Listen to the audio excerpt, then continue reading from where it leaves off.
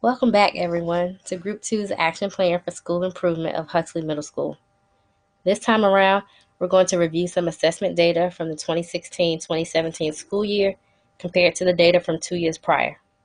To show evidence of a learner-centered problem, we will take a look at Huxley's Math State Assessment data from 2013 to 2016. As we go into detail about the learner-centered problem, we will discuss engaging student learning via guided math workshops. The instructional goals and strategies of Huxley Middle School will be outlined, in addition to the professional learning plan and action plan to be put into place. We will explain why we chose to utilize guided math workshops as part of the action plan and the types of assessments to be used in evaluating the action plan. We will conclude the presentation with questions for feedback.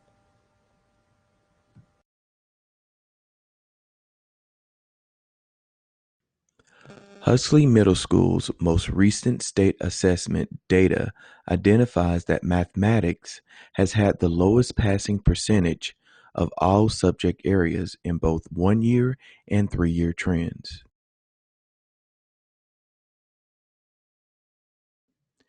Evidence of learner-centered problem.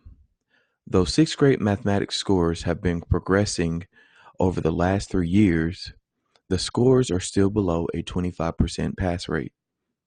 The seventh grade scores have been inconsistent over the last 3 years. This grade level has the lowest scores in the 3-year trend, leaving the leadership team to investigate what does the instruction look like in 7th grade math classes. Though 8th grade scores have been inconsistent over the last 3 years, the grade level had the highest percentage pass rate of the whole school in 2 out of the last 3 years.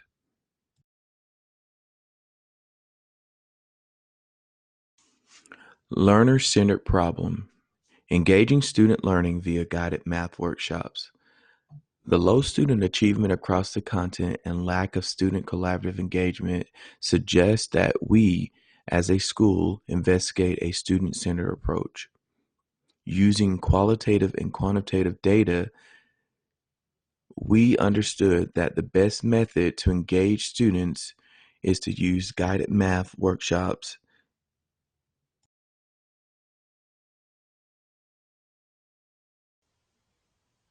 In looking at the learner-centered problem, we want to monitor our students and ask the following questions. How are students helping each other learn? Are they comparing their work to notice any differences and discussing how each other came up with solutions? Is the learning mutual? What significant learning is the teacher observing, if any? And how do the lesson plans support group or collaborative learning?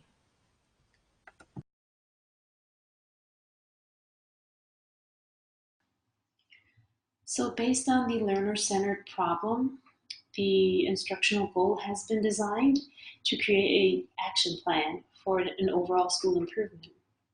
So let's go ahead and think of the overarching goal as the umbrella that encompasses the majority, or at least the vast majority of what the overall school improvement is to go ahead and lead upon.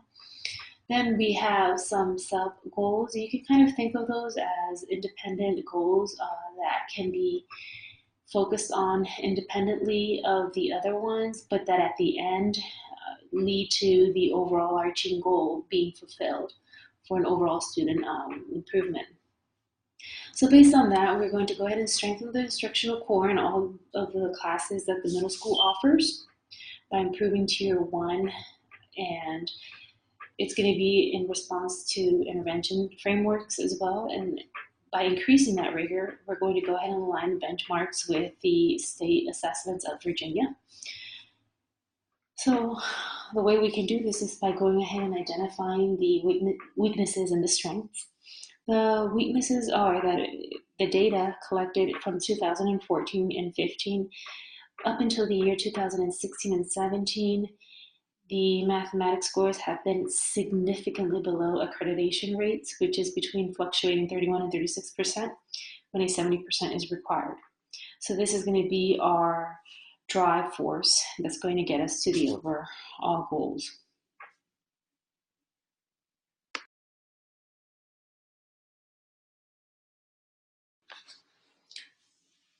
The first sub goal is to increase 20% overall of the passing SOL scores from the previous years. So from the 31 to 36%, we increase at 20%. So we're looking at a 50-ish% passing rate.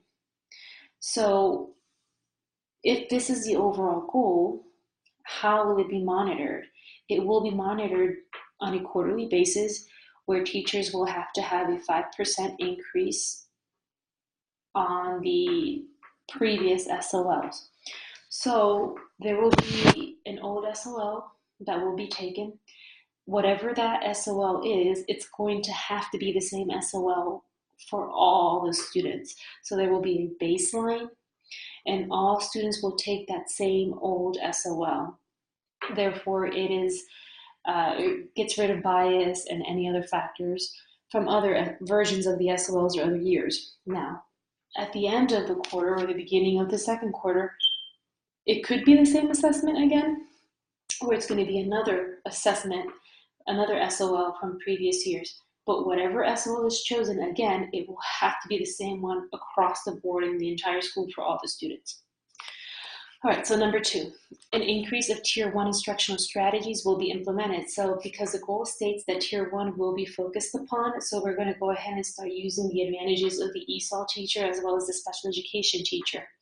Because through my experience and assuming that I am the leader in this position, I know that students that do not have disabilities can also benefit from the strategies that ESOL and special education educators can go ahead and provide.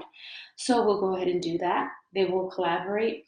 It will be a very type of inclusive collaboration so the teachers can come in, and by teachers I mean ESOL and special education can come into the general education classrooms and do activities with the students. Also, they can go ahead and discuss with the teachers in private and provide worksheets and other strategies that way. So how will all of this be done? So if we want to go ahead and create a common assessment for baseline and then on a quarterly basis so that we can categorize the 5% increase, and then we also want to go ahead and include the ESOL and special education teachers, all of this is going to require some planning. And that's what leads to number 3, which is the collaborative learning teams. It will take place with at least half an hour per week. I am assuming that there should be more, but that's the minimum criteria. And in attendance should be the administrator or the principal. And if that's not possible, the department chair is going to have to debrief with the administrator or the principal afterwards about the information that's going on so that there is that common vertical communication.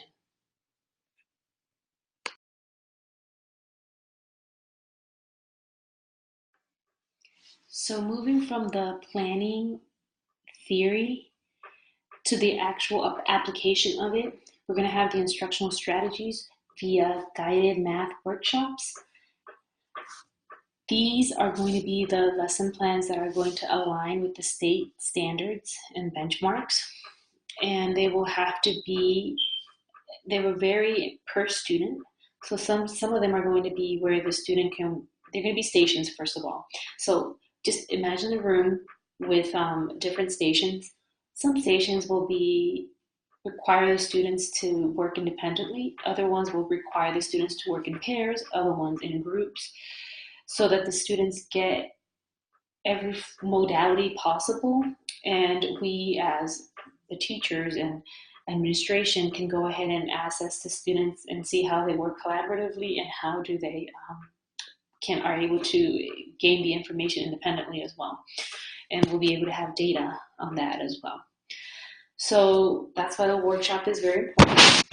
And the stations will all be student-created problems that they can make, but they will also be, the kids are going to have a limit to how they create their own problems. They can't just make up a random problem. It's going to have to somehow align to the benchmark, so they will be given options.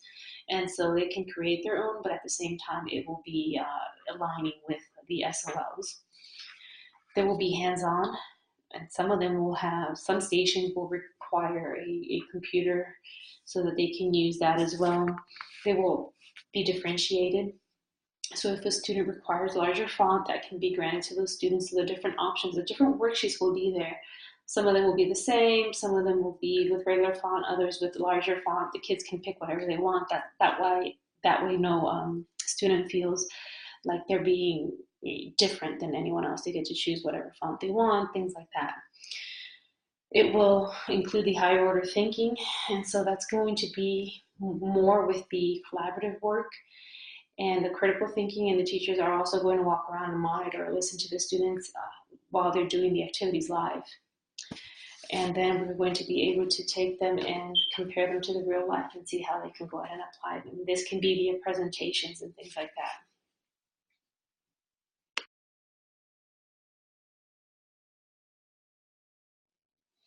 In order to reiterate a little bit, there's a student-centered problem. So based on that, the goal was created. It's an overarching goal with 3 little subunits that will lead to the overarching goal. It was already explained what those goals were. We moved on to how they will apply. So we did the theoretical aspect, and then we did the applicable aspect, and now it's going to be how will it be down to the nitty-gritty, and that's via the professional learning plans. So the teachers will also take this outside of the building, and they will do professional development courses as well, but they will also do professional development within the school. So this is going to be the one part where it's going to kind of go out of the school and back into the school. So this is the overlapping area. So they will be able to visit each other's classrooms, and there will be a specific rubric attached with a template. And all teachers will be given this so that nobody feels that they're being questioned more than another or graded more harshly than another. They will all have the same template, and it will require, every single teacher is going to have a minimum of at least 2 strengths and 2 needs that they found in the classroom. This way, again, it avoids conflict. No one feels that, hey, you're saying that I need this or I need that. Everyone is going to get 2 needs minimum and 2 great compliments and good things as well. So the collaborative learning teams, those are the CLTs. They're going to discuss the assessment data so that we are all on the same page as to where we're standing, where do we need to improve. Hey, this is where we didn't do so well the first quarter. Let's put more emphasis on this, strategize on it for second quarter so that we can improve the score, things along those lines. This is where all teachers are going to create all forms of assessment. That includes quizzes, tests, projects, anything that's going to be assessed on the students is going to be done in the collaborative teams. And if there's a quiz, that same quiz, again, like the baseline assessments in the old SLOs, it's going to be the same quiz for all. This way we can really collect good data on it. It's going to be the same test as well. It's going to be the same exit ticket for all students. It's going to be the same warm-up. So everything's going to be the same. The workshops themselves, the stations and how they will be created, they will be the same. They should be set up the same way as well. Again, in order to get rid of those unnecessary variables and really get to the emphasis and the core of how we can go ahead and create the overall student learning environment that is to their advantage. So each teacher will then attend different professional development courses. This is the part that I was discussing previously outside of the school. And it will be mandatory for them to attend a different professional development. So no 2 math teachers from that school will attend the same professional development. They will have to attend a different one. This way we can take more advantage of all the resources that are out there. And then each teacher is going to bring it back to the table when they have the collaborative teams, and we're going to use it to our advantage and, again, create strategies and things of that sort.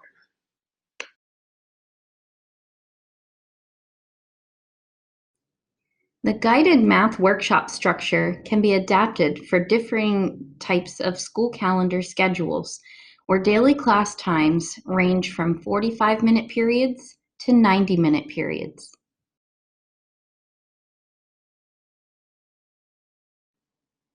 Guided Math Workshop provides consistency, scaffolding, and opportunities that directly address the learner-centered problem identified by the leadership team.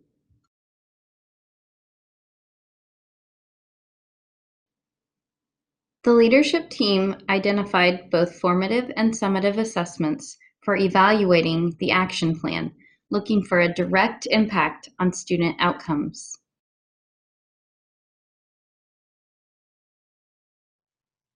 The leadership team used the formative and summative assessments for evaluating the action plan to create monthly team objectives, which will require teachers to use their assessment literacy skills to drive instruction towards the end goal of increasing students' math performance scores.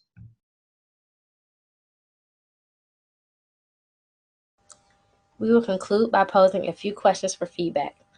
Upon review of all of the information presented, would you make any changes to the evaluation of the action plan? Whether you would make any changes or not, please explain the reason for your decision. Given the allotted time of improvement, are there any aspects of the action plan that seem unattainable? If you feel that we need more time, what revisions can we make to the plan to be sure that the entire plan can be carried out? Lastly, do you feel that monthly peer observations to gauge any strengths and weaknesses are sufficient? And if not, how much time do you recommend we spend on peer observations? We look forward to receiving your feedback on our action plan for school improvement of Huxley Middle School.